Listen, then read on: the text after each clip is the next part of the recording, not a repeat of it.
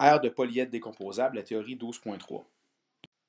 Il arrive parfois que certains polyèdres ne soient pas exactement un prisme ou exactement une pyramide. Il faut considérer peut-être certaines parties à soustraire ou à ne pas compter. Donc, par exemple, ici, si on regarde l'image que vous avez on peut dire que c'est un verre pour boire. Okay? Donc, si je calcule l'aire de mon verre, d'accord, je vais m'inspirer de la formule de l'aire d'un prisme, qui est d'habitude 2AB plus AL, sauf qu'ici, il va falloir que je prenne en considération que si c'est un verre, il n'y aura pas deux bases, parce qu'il y a une certaine ouverture dans un verre, donc il n'y a pas de base ici à considérer. Donc, je vais ajuster la formule de l'aire d'un prisme pour être en mesure de calculer l'aire de mon verre. Donc, j'utilise bien sûr le concept d'aire latérale encore une fois, puis l'aire d'une base, mais j'ajuste de tout. D'accord? Puis des fois même aussi, on pourrait peut-être ajouter des trucs. Si on ajoute, exemple, une pyramide juxtaposée sur le dessus ici, ben, je vais être en mesure de calculer l'aire des deux formes ou des deux polyèdres séparément. Puis être en mesure aussi, c'est ça qui est important, d'additionner seulement les faces qui sont visibles dans mon polyèdre complexe. Donc, si normalement la pyramide aurait peut-être une base ici dans la situation qui est là, mais vu qu'elle n'est pas visible, on ne la calculera pas. D'accord? Exemple pour vous. Je dois réfléchir.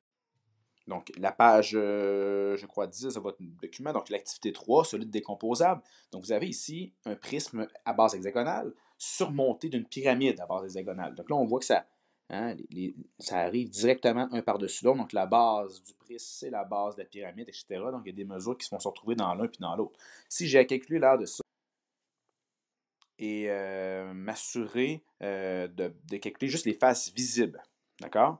Donc, les faces visibles ici, si je veux juste effacer la partie qui est là, puis je commence avec une forme, dans le fond, une démarche complète. Une démarche complète, ça va être de dire mais que l'aire totale de ça, qui vont comporter deux choses, une partie de la pyramide puis une partie de mon prisme, ça va être quoi que je vais considérer? Je vais mettre en bleu ce qui est par rapport à la pyramide. La pyramide, je vais prendre les 6 triangles qui composent la latérale de la pyramide, mais malheureusement, je ne compterai pas la base de la pyramide. Elle n'est pas visible, elle n'est pas à l'extérieur. Donc, je vais tout simplement prendre en considération l'aire latérale de la pyramide. Okay? Donc, j'identifie ça, l'aire latérale pyramide ici, c'est quand même assez clair. Plus j'additionne ce qui va être en bas, la partie du prisme qui est là. Qu'est-ce que je dois considérer? Qu'est-ce que j'ai comme face extérieure? Normalement, dans un prisme, j'ai deux bases dans un prisme, mais la face du haut, je ne dois pas la compter. Je ne dois pas la soustraire. Je ne dois juste pas nécessairement la compter dans mon calcul. OK? Donc, je vais prendre juste une base. Donc, l'aire de la base du prisme, plus, bien sûr, les 6 rectangles qui composent le prisme. Les autres sont tous visibles, sont tous à l'extérieur. Donc, l'aire latérale de mon prisme. D'accord? Donc là, à date, je ne suis pas en train de sortir de calculatrice, je suis juste en train de déterminer les formules ou un plan de match par rapport à ce que je vais calculer. La latérale d'une pyramide, ben, ça ne change pas. Périmètre de ma base, PB, fois l'apothème, c'est par 2. L'aire d'une base, la base, si c'est un polygone régulier, donc can divisé en 2, plus la latérale de mon prisme, PB fois H.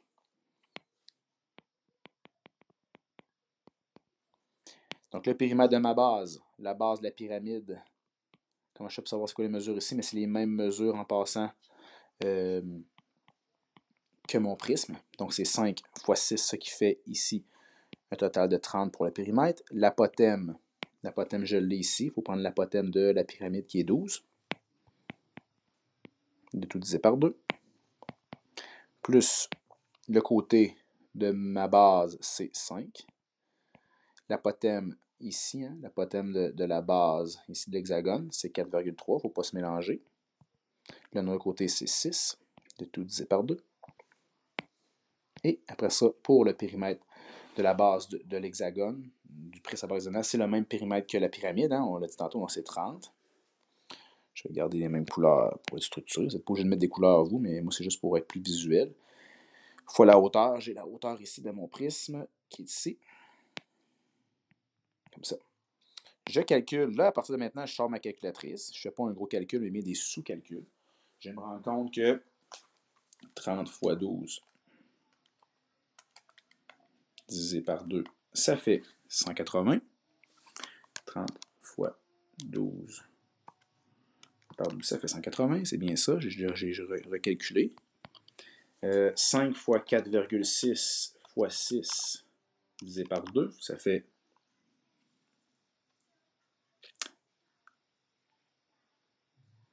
69.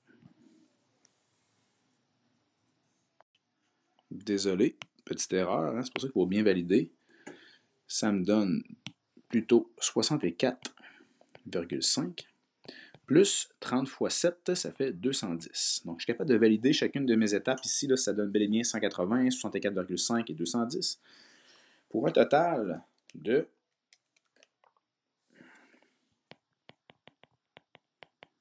454,5 mm².